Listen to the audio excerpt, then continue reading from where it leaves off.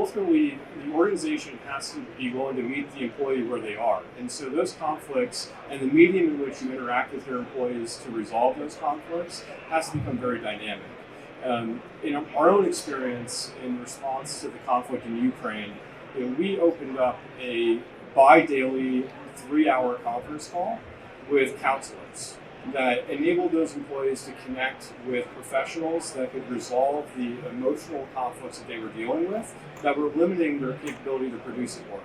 Now, inside of the office, that might have looked like a physical counselor sitting inside the conference room that you opened up after a event, unnecessary or unthought of event at work.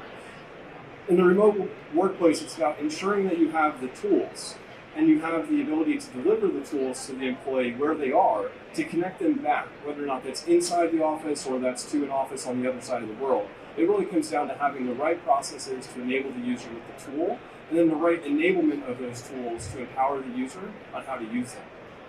I would say one other factor which we talked about is trust, right? Like, if your employees don't trust you as a leader to maybe help listen and be empathetic and be an active listener and then think about solutions that they resolve that conflict, then that's not going to bubble up to you.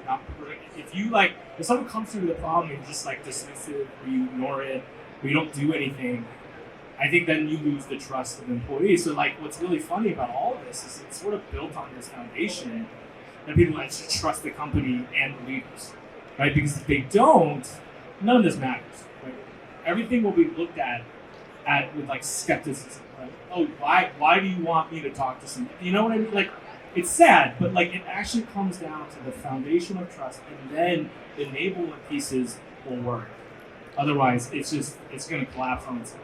Digital can make things actually a lot more, can actually fester problematic conflict, right? Because, with humans, we read faces and inflection, and you get an email and you read it in your angry head, but they didn't mean that. So, at Mars, we had tried something where we said that there was a product that you just record. It was faster than typing out an email. I just clicked the record, I could share my screen, or I could just record. And you could hear what people were talking about. You could get their read from that. And those are the things where it's a digital medium, but it lets you read the human being, and you get a better sense of, is this anxiety? Something might just be a good idea to get out of the shower and you just have a good idea and you're excited about it and you just want to get it down. But you might read it wrong. So doing video was a great way to capture it. And I didn't have to go and re-explain it to somebody and say, hey, I just heard this great idea. I could literally forward a video and say, this is $1 million, we got to talk about this. And he gets it word for word the way I got it. And so I think there's some really interesting ways that we can go about solving conflict with more of the human behavior aspect.